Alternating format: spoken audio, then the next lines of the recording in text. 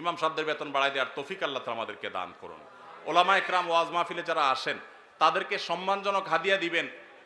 আমি নিচ্ছি না, আমার আলহামদুলিল্লাহ না নিলেও চলে, এবং মাদ্রাসার মাহফিল দেখে নেই না, অন্য কেউ জোর করলে হয়তো নেই। কিন্তু যারা অন্যান্য ভাইরা আসেন ওয়াজ মাহফিল করেন, অনেকে আছে রাতে গাড়ি অ্যাক্সিডেন্টে মাহফিল থেকে যাওয়ার সময় পুরো গাড়ি শেষ হয়ে যায়, আছে না?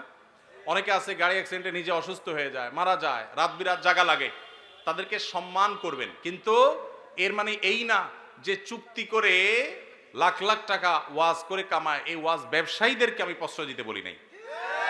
কিন্তু ওলামাদেরকে সম্মান করবেন। এখানে দুই দিক থেকেই সমস্যা আছে। হুজুরদের অনেকে যেরকম চুক্তি করে, এটা যেমন একটা সমস্যা, আবার ওয়াজ মাহফিলের আয়োজক অনেকে আছে অনেক ধান্দা করে, সেটাও একটা সমস্যা। আমি আজ থেকে অনেক বছর আগে, আপনার জেলার নাম বলবো না, যে কোনো এক জেলা মাহফিলে যাওয়ার পর আমি দেখি এরকম মোটা একটা খাম ধরাই দিছে আমারে। পরে যায় খুলে দেখি ওখানে টাকার সাথে বাকি সব কাগজ দিয়ে মোটা করে দিছে।